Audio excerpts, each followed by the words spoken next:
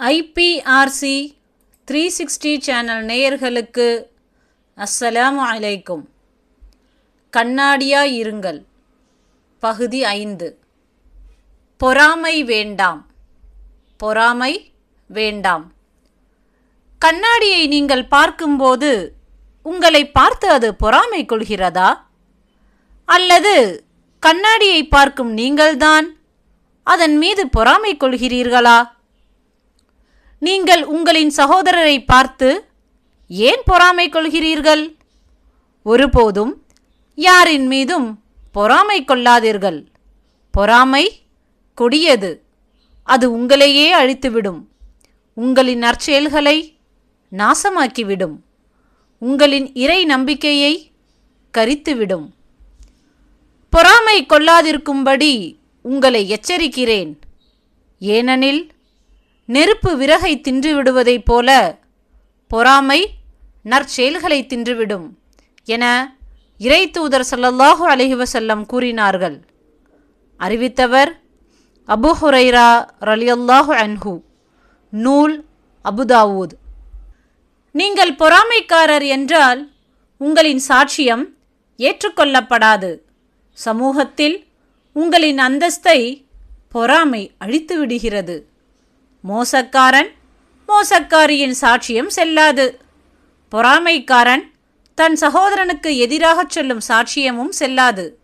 ஒரு வீட்டாருக்கு ஆதரவாக அவர்களின் பணியால் சொல்லும் சாட்சியமும் செல்லாது என இறை தூதர் ஸல்லல்லாஹு அலைஹி வஸல்லம் கூறினார்கள்.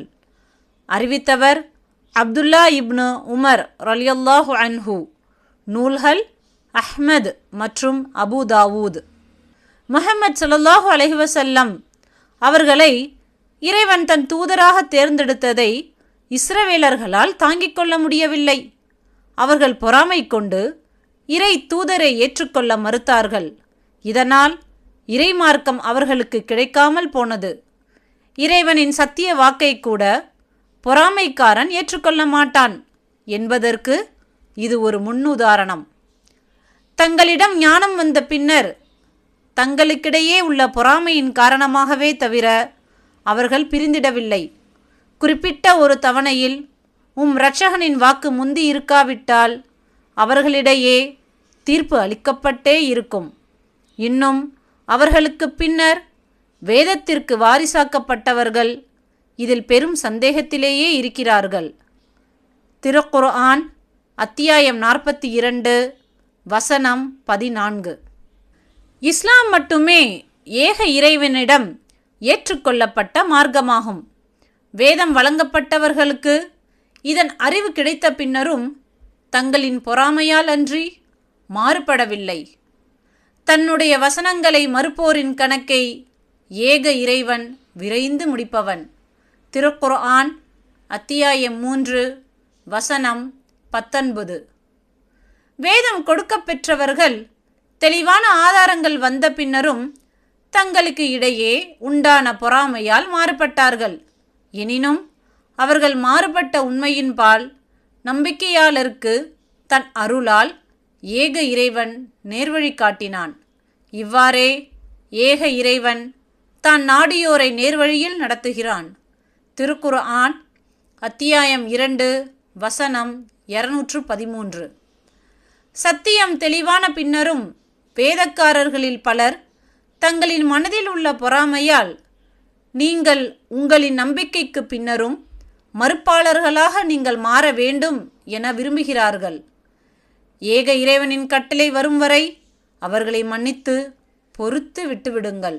நிச்சயமாக ஏக இறைவன் ஒவ்வொரு பொருளின் மீதும் பேராற்றல் மிக்கவன். திருக்குர்ஆன் அத்தியாயம் 2 வசனம் 109. தன் அடியார்களில் தான் நாடியோருக்கு ஏக இறைவன் தன் கொடையை அருளியதற்காக பொறாமை கொண்டு ஏக இறைவன் அருளியதை மறுக்கிறார்கள். அதற்கு பதிலாக அவர்கள் தங்களையே விற்று பெற்றது மிகவும் கெட்டதாகும். இதனால் அவர்கள் கோபத்திற்கு மேல் கோபத்திற்கு உள்ளாயினர். மறுப்பாளர்களுக்கு இழிவான வேதனையும் உண்டு. திருக்குர்ஆன் அத்தியாயம் 2 வசனம் 90. பொறாமை பகைமைக்கு வழிவகுக்கும். பகைமை தீய வார்த்தைகள் பேசச் செய்யும், வஞ்சகத்தன்மையை வளர்க்கும், தீமைகளை செய்யத் தூண்டும். வஞ்சகம் சகோதரத்தன்மையை அழித்துவிடும். ஒருவருக்கொருவர் பொறாமை கொள்ளாதீர்கள், ஒருவருக்கொருவர் பகைமை கொள்ளாதீர்கள், ஒருவருக்கொருவர் தீய வார்த்தை பேசிக்கொள்ளாதீர்கள், இன்னும் ஒருவருக்கொருவர் வஞ்சகம் கொள்ளாதீர்கள், இன்னும் ஒருவரின் வியாபாரத்தில் மற்றவர் இடையே புகுந்து வியாபாரம் செய்யாதீர்கள்.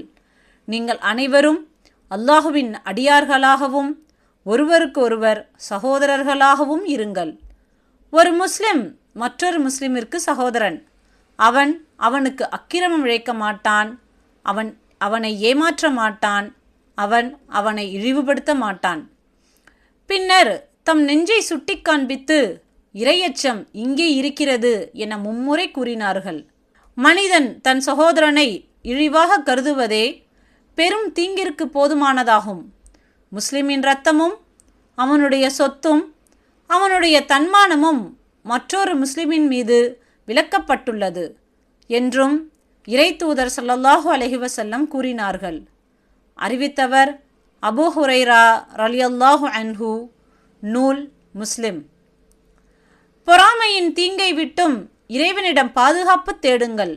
இறைவன் தன் அருளால் உங்களை காத்துக்கொள்ளட்டும். பொறாமைக்காரன் பொறாமை கொள்ளும்போது உண்டாகும் தீங்கை விட்டும் காவல் தேடுகிறேன். திருக்குர்ஆன் அத்தியாயம் 113 வசனம் 5. 2 விஷயங்களில் மட்டுமே நீங்கள் பொறாமைப்பட வேண்டும். கட்டாயமாய் இவற்றில் பொறாமைப்படுங்கள். இது இறை நம்பிக்கையாளனின் பண்பு. 2 பண்புகளை தவிர வேறு எதிலும் பொறாமை கொள்ளாதீர்கள். ஒருவர் தமக்கு இறைவன் அளித்த செல்வத்தை அறப்பணியில் அர்ப்பணித்தல், மற்றொருவர் தமக்கு இறைவன் அளித்த ஞானத்தால் அதை கற்பித்து கொண்டும் இருத்தல் என இறை தூதர் ஸல்லல்லாஹு அலைஹி வஸல்லம் கூறினார்கள். அறிவித்தவர் அப்துல்லா இப்னு மஸ்ஊத் ரலியல்லாஹு அன்ஹு. நூல் சஹீஹ் அல் புகாரி. ஹதீஸ் எண் 7141. ஒருவருக்கொருவர் கோபம் கொள்ளாதீர்கள், பொறாமை கொள்ளாதீர்கள், பிணங்கிக் கொள்ளாதீர்கள்.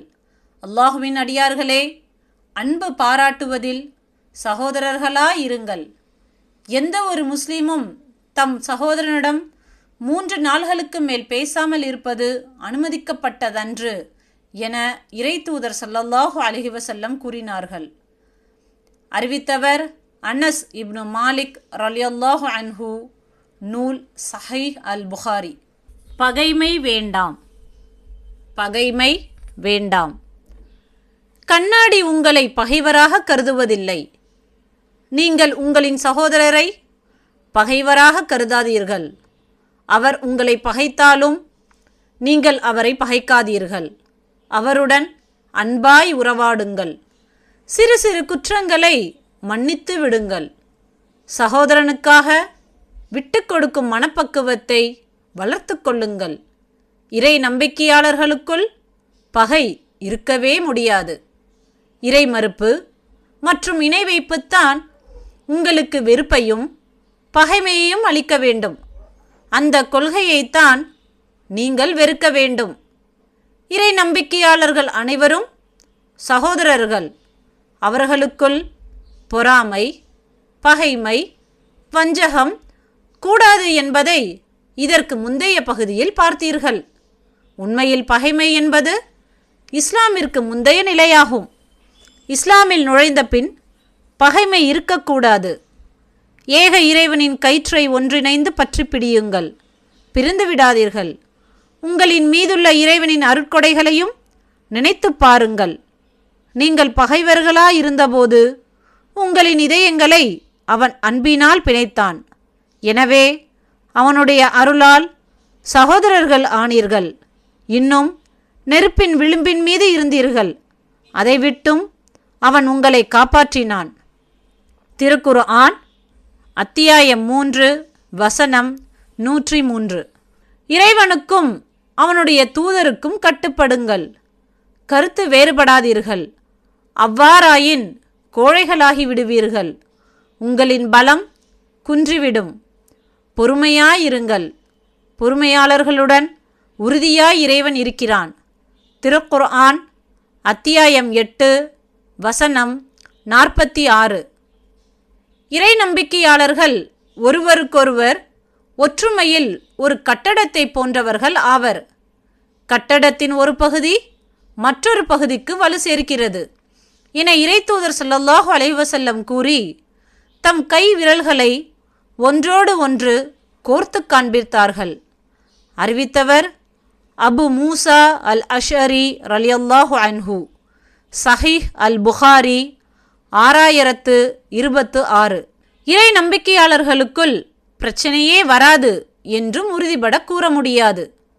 மனிதன் என்பதால் சற்று முன்பின் இருப்பது யதார்த்தம். அப்படி ஒரு பிரச்சனை எழுந்தால் என்ன செய்ய வேண்டும் என்பதையும் இறைவன் கூறுகிறான். இறை நம்பிக்கையாளர்கள் சகோதரர்களே, எனவே உங்களின் 2 சகோதரர்களுக்கிடையில் சமாதானம் உண்டாக்குங்கள். இன்னும் உங்களின் மீது கிருபை செய்யப்படுவதற்காக ஏக இறைவனை அஞ்சுங்கள். திருக்குர்ஆன் அத்தியாயம் 49 வசனம் 10. உங்களின் முந்தைய நிலையை கண்ணாடி தனக்குள் பதித்து வைத்துக் கொள்வதில்லை. பகைமையை மனதில் பதித்து வைக்காதீர்கள். குரோதத்தை தூரமாக்கி தூக்கி எறியுங்கள். இறை நம்பிக்கையாளர்கள் 2 பேர் பகைமையில் இறைவனை சந்திக்க முடியுமா என்பதை நிதானமாக யோசியுங்கள்.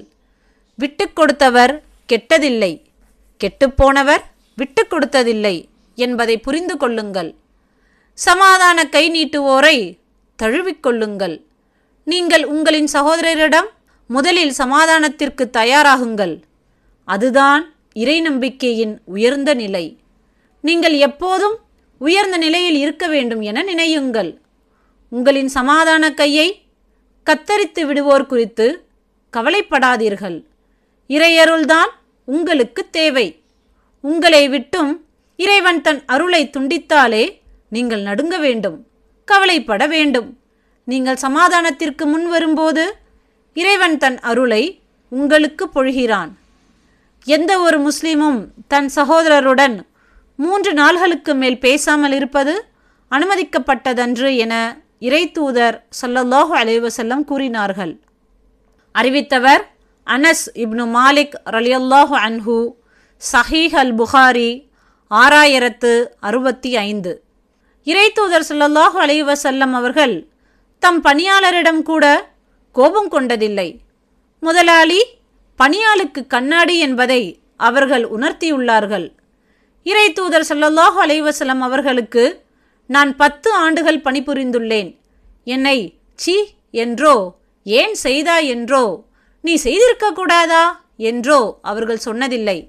அறிவித்தவர் அனஸ் ரலியல்லாஹு அன்ஹு. சஹீஹ் அல் புகாரி 6038. அறிந்தோ அறியாமலோ உங்களின் சகோதரருடன் உங்களுக்கு மன வருத்தம் இருந்தால் அவரின் சிறு குறைகளை மன்னித்து நீங்கள் பேசுவதற்கு முந்துங்கள். அப்படி முந்தினால் உங்களுக்கு நன்மை அதிகம் என்பதை புரிந்து கொள்ளுங்கள்.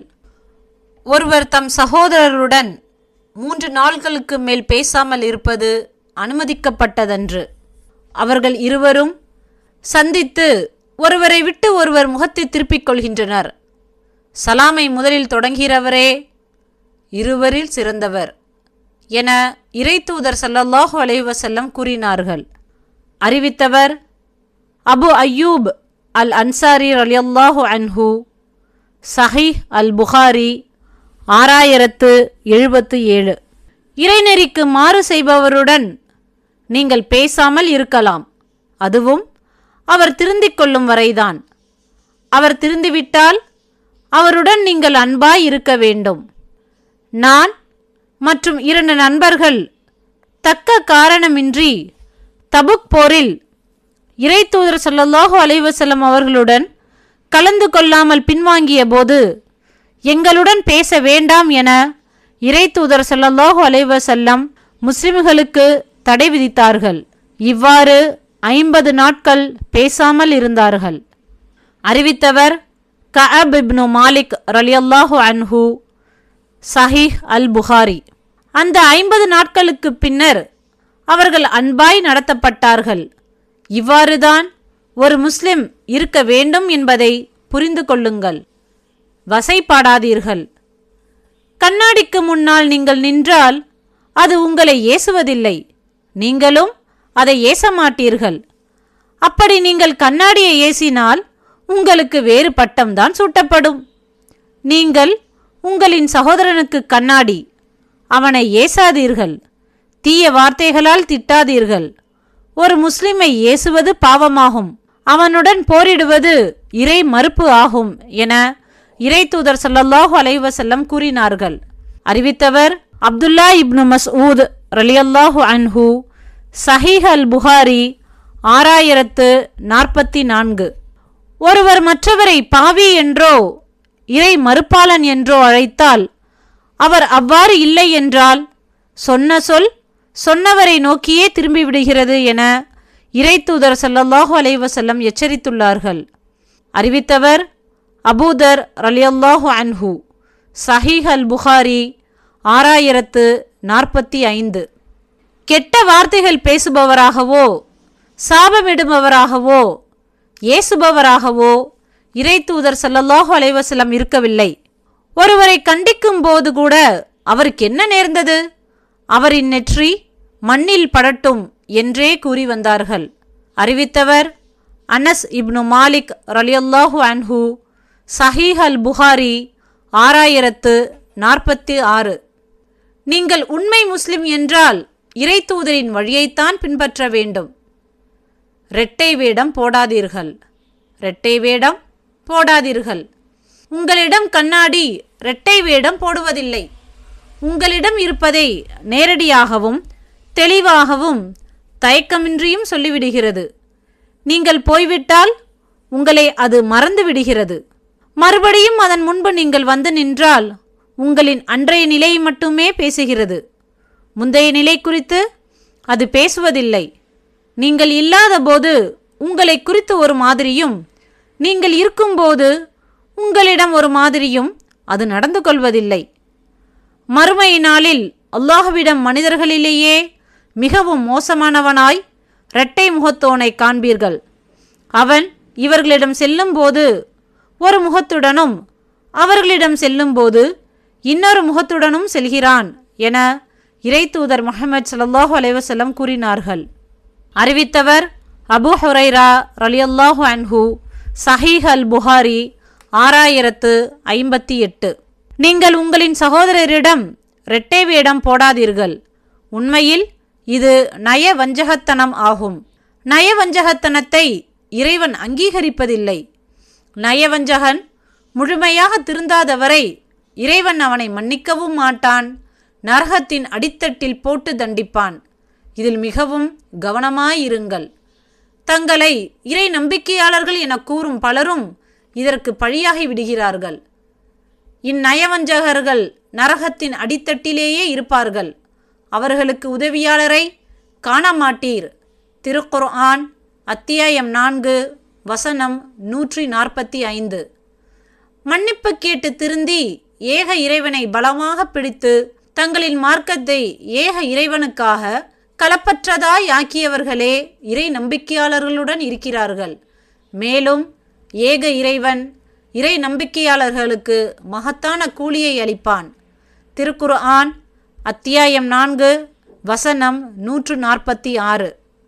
நயவஞ்சகத்தனத்தை வெளிப்படுத்தும் 4 பண்புகள் இருக்கின்றன. அவற்றை ஒருபோதும் உள்வாங்கிக் கொள்ளாதீர்கள். நயவஞ்சகனின் அடையாளங்கள் 3. 1. அவன் பேசினால் பொய்யே பேசுவான். 2. அவன் வாக்குறுதி கொடுத்தால் மாறு செய்வான். 3. அவனிடம் ஒரு பொருள் அல்லது பணி தொடர்பான பொறுப்பு ஒப்படைக்கப்பட்டால் அதில் மோசடி செய்வான் என இறை தூதர் ஸல்லல்லாஹு அலைஹி வஸல்லம் கூறினார்கள். அறிவித்தவர் அபூ ஹுரைரா ரலியல்லாஹு அன்ஹு. சஹீஹ் அல் புகாரி 33 மற்றும் 34. அவன் சண்டையிட்டால் தீய வார்த்தைகளால் திட்டுவான் என இறை தூதர் ஸல்லல்லாஹு அலைஹி வஸல்லம் கூறினார்கள் என அப்துல்லா இப்னு உமர் ரலியல்லாஹு அன்ஹு வாயிலாக புகாரி மற்றும் முஸ்லிமில் உள்ளது.